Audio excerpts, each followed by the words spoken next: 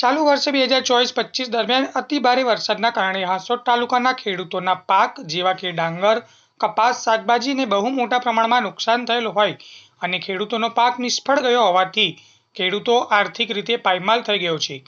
ખેડૂતો પાસે જીપીએસ લોકેશનવાળા ફોટાની કરવી જે ખરેખર ગ્રામસેવકનું કામ છે, પરંતુ તે કામ કરવા ખેડૂતને મજબૂર કરવામાં આવી રહ્યા છે। નકલમાં નામ હોય એ જ ખેતર સાથેના અને નુકસાની સાથેના ફોટાની માંગણી કરવામાં આવે છે। ખેડૂત શારીરિક રીતે સ્વસ્થ ન હોય આવા ખાતેદાર માટે સીધી લીટીના વારસદારો અને ગણોતો ભાગે રાખી ખેડૂતના ફોટા પણ ચલાવવા જોઈએ। ઉપરવાસમાં ભારે વરસાદ પડવાના કારણે તાલુકાના ગામોમાં પાણી ભરાયેલ હતું અને 2-3 દિવસ સુધી રહ્યું હતું।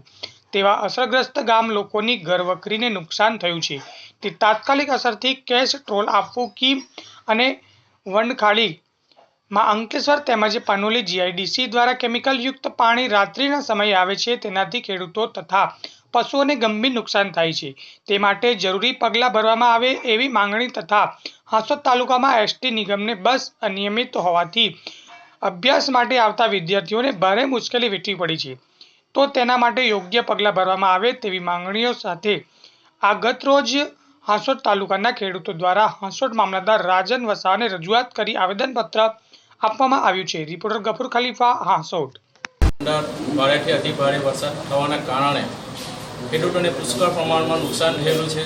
આદિવાસીઓના ઘરોની અંદર પાણી ભરાતા આદિવાસીઓના ઘરોને પણ પુષ્કળ નુકસાન છે।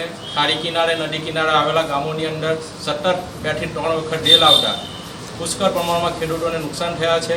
ખેડૂતોને આ દિન સુધી કોઈ કેશ દરજ્જો આપવામાં આવી નથી।